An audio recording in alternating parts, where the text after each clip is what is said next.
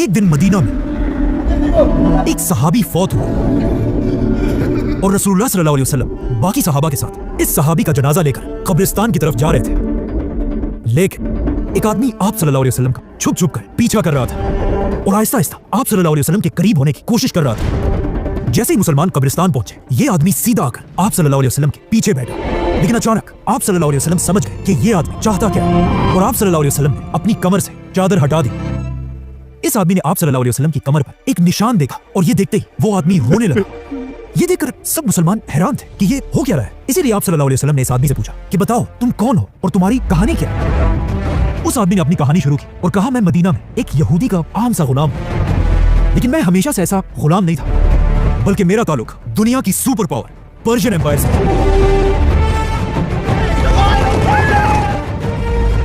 जहां मेरा बाप एक बहुत बड़ा सरदार था। ये आदमी आगे जाकर एक बहुत बड़ा सहाबी बना और इनका नाम था सलमान फारसी। हजरत सलमान फारसी पर्शियन एम्पायर के एक सरदार के घर में पैदा हुए, इसीलिए उन्होंने बचपन से कोई काम नहीं किया था और एक शहजादी की तरह अपनी जिंदगी गुजारते थे, जहां वो सारा दिन अपने खुदा आग की इबादत किया करते थे। क्योंकि उस जमाने में पर्शियन एम्पायर का रिलीजन ज़ोरास्ट्रियन था, जिसमें लोग आग को पूजते हैं। इसीलिए हजरत सलमान फारसी भी इसी आग की इबादत करते थे। जब सलमान फारसी जवान हुए, एक दिन उनके बाप ने उन्हें घर से बाहर किसी काम पे भेजा। रास्ते में उन्हें एक बिल्डिंग नजर आई और उस बिल्डिंग से कुछ अजीब आवाजें आ रही थी। जब वो इस बिल्डिंग के अंदर गए, उन्होंने देखा कि कुछ क्रिश्चियंस अपने खुदा की इबादत कर रहे थे। हजरत सलमान को उनकी आवाज और इबादत करने का तरीका बहुत पसंद आया। उन्होंने अपना सारा दिन इसी चर्च में गुजारा और यहीं पर उन्होंने अपना रिलीजन छोड़कर क्रिश्चियनिटी कबूल की। और वो इतना इंप्रेस हुए कि उन्होंने इन क्रिश्चियन से कहा कि मुझे बताओ ये रिलीजन आया कहां से है। उन क्रिश्चियंस ने हजरत सलमान फारसी से कहा कि अगर आपने सही क्रिश्चियनिटी सीखनी है तो आपको पर्शियन एम्पायर छोड़कर रोमन एम्पायर की तरफ जाना होगा। जैसे ही सलमान फारसी वापस अपने घर गए और ये सब उन्होंने अपने बाप को बताया, हजरत सलमान फारसी के बाप को इतना गुस्सा आया कि उसने इन्हें अपने ही घर में जंजीरों से बांध दिया। लेकिन सलमान फारसी अपना माइंड बना चुके थे। उन्होंने किसी तरह इन जंजीरों से अपने आप को छुड़ाया और अपने घर से भागकर पर्शियन एम्पायर को छोड़कर रोमन एम्पायर की तरफ चले गए और वहां पहुंचते ही सबसे बड़े क्रिश्चियन आलिम के स्टूडेंट बने। लेकिन कुछ ही अरसे बाद उन्हें समझ आ गई कि ये आलिम एक करप्ट आलिम है, जो दीन के नाम पर लोगों से चंदे जमा करता है और इन चंदों से अपने खजाने भरता है। कुछ ही अरसे बाद जब ये आलिम मर गया और लोग जमा होकर उन्हें बहुत इज्जत से दफना रहे थे, हजरत सलमान ने उस आलिम के सारे खजाने लोगों के सामने खोल दिए और इस आलिम को सबके सामने एक्सपोज कर दिया। ये देखकर लोगों ने उस आलिम को दफनाने के बजाय एक खंबे पर लटका दिया और उसे पत्थरों से मारने लगे। इस करप्ट आलिम की जगह अब एक नया स्कॉलर है, जिसके बारे में हजरत सलमान फारसी कहते हैं कि वो वाकई में एक बहुत ही नेक स्कॉलर था। लेकिन जब बहुत अरसे बाद ये आलिम भी अपने डेथ बेड पर था, हजरत सलमान फारसी उनके पास गए और उनसे कहा, मुझे एक ऐसे आलिम के बारे में बताएं जो आपकी तरह एक नेक आदमी है। हजरत सलमान के टीचर ने उन्हें इराक में एक बहुत बड़े आलिम का बताया, जिसके बाद वो सीधा शाम को छोड़कर इराक की तरफ रवाना हुए और उस नए आलिम के साथ रहने लगे। जैसे ये आलिम भी मरने के करीब हुए, हजरत सलमान ने उनसे भी सेम क्वेश्चन पूछा और उन्होंने हजरत सलमान को तुर्की में एक और आलिम की तरफ रवाना किया। तो अब हजरत सलमान तुर्की में रहने लगे और जब ये स्कॉलर भी मरने के करीब पहुंचा, उन्होंने हजरत सलमान को तुर्की में एक और आलिम की तरफ रवाना किया। एंड ऑफ कोर्स कुछ अरसे बाद जब ये आलिम भी मरने लगा, तो हजरत सलमान ने फिर इस आलिम से भी पूछा कि मुझे किसी बड़े आलिम की तरफ भेजें। लेकिन इस आलिम ने उन्हें कहा कि नहीं, मेरे बाद अब पूरी दुनिया में हमारे रिलीजन का कोई भी बड़ा आलिम नहीं रहा। क्योंकि हजरत सलमान के ये टीचर्स नेस्टोरियन क्रिश्चियंस थे, जो उस जमाने के बाकी क्रिश्चियंस से बिल्कुल डिफरेंट थे। क्योंकि दुनिया के बाकी सारे क्रिश्चियंस ईसा अलैहिस्सलाम को अपना खुदा मानते थे, लेकिन ये क्रिश्चियंस उन्हें सिर्फ एक इंसान समझते थे। बाकी सारे क्रिश्चियंस मरियम अलैहिस्सलाम को मदर ऑफ गॉड कहते थे, मतलब खुदा की माँ। लेकिन नेस्टोरियन क्रिश्चियंस मरियम अलैहिस्सलाम को सिर्फ जीसस, एक इंसान की माँ समझते थे, जो बिल्कुल मुसलमानों के बिलीफ के साथ मिलता जुलता है। इसीलिए उस स्कॉलर ने हजरत सलमान से कहा कि अब बाकी सारे क्रिश्चियंस को छोड़ो, क्योंकि वक्त आ चुका है दुनिया में एक नए पैगंबर के आने का, और मैं तुम्हें उस पैगंबर की निशानियां बताता हूं। वो पैगंबर इब्राहिम अलैहिस्सलाम के रिलीजन पर होगा और वो अरब की जमीन पर पैदा होंगे। वो एक ऐसी जगह की तरफ हिजरत करेंगे जहां बहुत सारे खजूर के दरख्त होंगे और ये इलाका दो वोल्केनिक पहाड़ों के दरमियान होगा। वो पैगंबर कभी भी किसी से चैरिटी नहीं लेंगे, लेकिन अगर कोई उन्हें गिफ्ट दे उसे वो एक्सेप्ट करेंगे और उनकी पीठ पर नबूवत का एक यूनिक निशान होगा। और ये सब कहने के बाद वो स्कॉलर फौत हो गया। लेकिन ये निशानियां सुनते ही हजरत सलमान ने अपना सारा सामान बांध दिया और किसी तरह तुर्की से अरब जाने की प्लानिंग करने लगे। आखिर उन्हें दूर से एक अरब काफिला नजर आया। हजरत सलमान ने इन काफिले वालों से कहा कि अगर तुम लोग मुझे अरब तक ले जाओ तो मैं इसके बदले में तुम्हें अपनी बकरियां और गाय दे दूंगा। उन्होंने कहा ठीक है, और इस तरह हजरत सलमान फारसी दुनिया के आखिरी पैगंबर की तलाश में अरब की तरफ रवाना हुए। लेकिन जैसे ये काफिला अरब की जमीन पर पहुंचा, इस काफिले के धोखेबाज लोगों ने हजरत सलमान फारसी को पकड़कर उन्हें बाजार में एक गुलाम की तरह बेच दिया। सलमान फारसी को खरीदने वाला एक यहूदी आदमी था जो उन्हें खरीद कर सीधा अपने घर लेकर आया और हजरत सलमान फारसी के सारे प्लान्स टूट गए। लेकिन आहिस्ता आहिस्ता जब सलमान फारसी इस नए शहर में घूम रहे थे, वो ये देखकर हैरान रह गए क्योंकि इस शहर में बहुत सारे खजूर के दरख्त थे और ये शहर दो वोल्केनिक पहाड़ों के दरमियान में था और इस शहर का नाम था मदीना। इसीलिए सलमान फारसी मदीना के हर कोने में जाकर उस पैगंबर को ढूंढने लगे। लेकिन मसला यह था कि यहाँ कोई भी पैगंबर नहीं था। तो अब सलमान फारसी अपने यहूदी मालिक के घर में उस पैगंबर का इंतजार करने लगे और अचानक एक दिन हजरत सलमान फारसी जब उस यहूदी के बाग में एक दरख्त पर चढ़े हुए थे और नीचे उनका मालिक खड़ा था, अचानक उनके मालिक का एक दोस्त बहुत गुस्से में आया और उस यहूदी से कहने लगा कि मदीना के लोग तो पागल हो गए, ये एक ऐसे आदमी के पीछे जा रहे हैं जो अपने आप को एक पैगंबर कहता है, बल्कि वो आज ही मक्का से मदीना पहुंचा। अब ये बात सुनकर सलमान फारसी रज़ियल्लाहु अन्हु खुद कहते हैं कि जब मैंने दरख्त के ऊपर ये सब कुछ सुना तो मेरी हालत ऐसी हो गई कि मुझे डर लगा कहीं मैं बेहोश होकर अपने इस मालिक के सर पर ही ना गिर जाऊं। लेकिन उन्होंने अपने आप को कंट्रोल किया और दरख्त से जल्दी जल्दी नीचे उतरकर उस आदमी के पास गए और कहा कि ये तुम क्या कह रहे हो। हजरत सलमान की ये एक्साइटमेंट देखकर उनके यहूदी मालिक को गुस्सा आया। उन्होंने हजरत सलमान को जोर से मुक्का मारा और कहा, ऐ गुलाम, तुम्हारा इससे क्या लेना देना, जाओ अपना काम करो। लेकिन सलमान फारसी रज़ियल्लाहु अन्हु को समझ आ गई थी कि यही वो पैगंबर है जिसका मुझे मेरे टीचर ने बताया था। लेकिन अब भी कुछ निशानियां बाकी थी, इसीलिए इसके कुछ ही दिनों बाद हजरत सलमान छुट्टी लेकर आप सल्लल्लाहु अलैहि वसल्लम के पास गए और आप सल्लल्लाहु अलैहि वसल्लम को देखकर कहा कि मैंने सुना है आप बहुत ही एक नेक आदमी हैं और आपके साथ बहुत सारे गरीब लोग भी हैं, तो मैं आप सबके लिए ये चैरिटी सदका लेकर आया हूं। ये देखकर आप सल्लल्लाहु अलैहि वसल्लम ने सहाबा से कहा कि तुम ये खा लो, और खुद सलमान फारसी के सदके के खाने से कुछ नहीं खाया। जिस पर सलमान फारसी ने अपने दिल में कहा कि चलो एक निशानी तो पूरी हो गई। अब यहाँ पर एक बहुत ही इंटरेस्टिंग क्वेश्चन है कि आखिर आप सल्लल्लाहु अलैहि वसल्लम सदका क्यों नहीं लेते थे? क्योंकि कुछ स्कॉलर्स समझते हैं अगर आप सल्लल्लाहु अलैहि वसल्लम सदका एक्सेप्ट कर लेते तो फिर ऑफ कोर्स हर आदमी अपना सारा सदका सिर्फ और सिर्फ आप सल्लल्लाहु अलैहि वसल्लम और उनके खानदान को देता और बाकी सहाबा को कोई कुछ ना देता। इसीलिए आप सल्लल्लाहु अलैहि वसल्लम और उनका खानदान कभी भी किसी से चैरिटी नहीं लेता।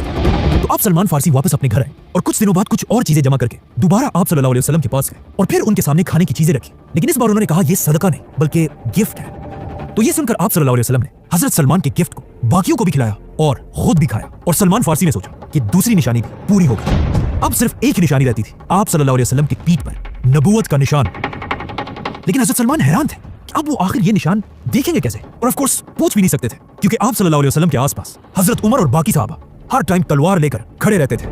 आखिर हिजरत के कुछ ही अरसे बाद मदीना में पहला सहाबी फौत हो गया और इस सहाबी के जनाजे में सहाबा के साथ आप सल्लल्लाहु अलैहि वसल्लम भी शामिल थे। इसीलिए इसी दिन हजरत सलमान फारसी आप सल्लल्लाहु अलैहि वसल्लम का छुप छुप कर पीछा करने लगे। लेकिन जैसे ही वो आप सल्लल्लाहु अलैहि वसल्लम के करीब पहुंचे, आप सल्लल्लाहु अलैहि वसल्लम ने खुद ही अपनी कमर से चादर हटा दी और सलमान फारसी रज़ियल्लाहु अन्हु ने देखा कि आप सल्लल्लाहु अलैहि वसल्लम की पीठ पर वही निशान था जिसका उनके टीचर ने उन्हें बताया था। और ये देखकर हजरत सलमान फारसी रोने लगे और इसी कब्रिस्तान में सलमान फारसी रज़ियल्लाहु अन्हु ने अपनी पूरी कहानी आप सल्लल्लाहु अलैहि वसल्लम को सुनाई। वो सलमान फारसी जो किसी जमाने में आग की इबादत किया करता था, उसके बाद एक बहुत बड़ा क्रिश्चियन स्कॉलर बना और अब उन्होंने फाइनली इस्लाम कबूल कर लिया।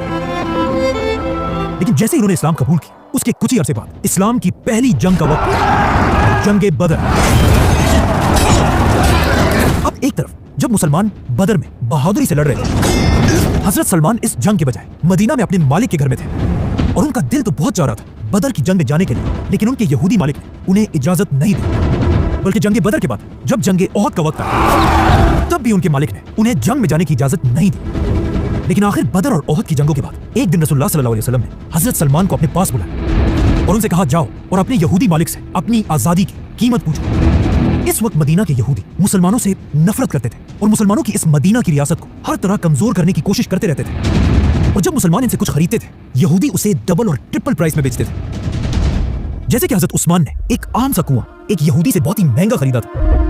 तो अब जब हजरत सलमान अपने यहूदी मालिक के पास आए, तो उन्होंने भी मुसलमानों को कमजोर करने के लिए हजरत सलमान की प्राइस 40 ओकिया सोना बताया, जो आज करोड़ों रुपए बनता है। और इसके अलावा 300 खजूर के दरख्त। जब आप सल्लल्लाहु अलैहि वसल्लम को इस कीमत का पता चला, उन्होंने अपने सारे सहाबा से कहा कि अपने भाई सलमान की मदद करो। सारे सहाबा ने मिलकर हजरत सलमान को खजूर के पौधे दिए, यहाँ तक कि 300 खजूर के पौधे जमा हो गए, जिसमें सबसे ज्यादा पौधे ऑफ कोर्स हजरत उस्मान रज़ियल्लाहु अन्हु ने दिए थे। बल्कि इन 300 दरख्तों के लिए जमीन भी हजरत उस्मान ने अपने पैसों से खरीदी थी, जिसके बाद रसूलुल्लाह सल्लल्लाहु अलैहि वसल्लम ने उस यहूदी को सोना भी दिया। और इस तरह हजरत सलमान फारसी मुसलमानों की मदद से आजाद कर दिए गए। और हजरत सलमान जो असल में पर्शियन एम्पायर से थे, अब उन्हें मदीना में सिटीजनशिप मिली।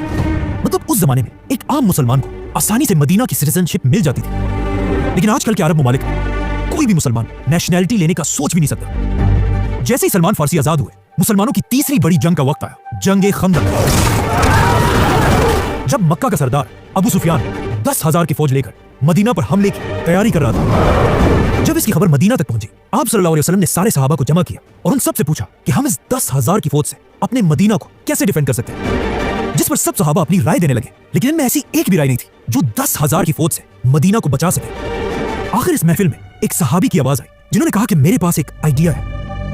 आज से बहुत साल पहले जब मैं सुपर पावर पर्शियन एम्पायर में रहता था, और जब भी कोई बड़ी फौज हम पर हमला करती थी, हम अपने आप को बचाने के लिए अपने शहर के बाहर एक खंदक ट्रेंच खोदा करते थे, ताकि चाहे दुश्मन जितना भी बड़ा वो इस खंदक को क्रॉस ना कर सके। ये इतना नया आइडिया सुनकर सारे सहाबा आप सल्लल्लाहु अलैहि वसल्लम की तरफ देखने लगे। आप सल्लल्लाहु अलैहि वसल्लम ने अपना सर उठाया और वो मुस्कुरा रहे थे, जिससे सबको समझ आ गई कि ये जंग खंदक की जंग होगी। मदीना के मुसलमान हजरत सलमान के इस आइडिया से इतना इंप्रेस हुए, जिस पर मदीना के अंसार कहने लगे, सलमान हमारे ग्रुप से, क्योंकि वो हिजरत से पहले मदीना में रहा करते थे। लेकिन मदीना के मुहाजिरीन ने कहा कि नहीं, सलमान हम सबसे पहले ही पर्शियन एम्पायर से हिजरत करके मदीना आया था, मतलब वो हम मुहाजिरीन में से। जिस पर रसूलुल्लाह सल्लल्लाहु अलैहि वसल्लम ने फरमाया कि सलमान ना अंसार से है और ना मुहाजिरीन से, बल्कि सलमान हमारे अहले बैत से है।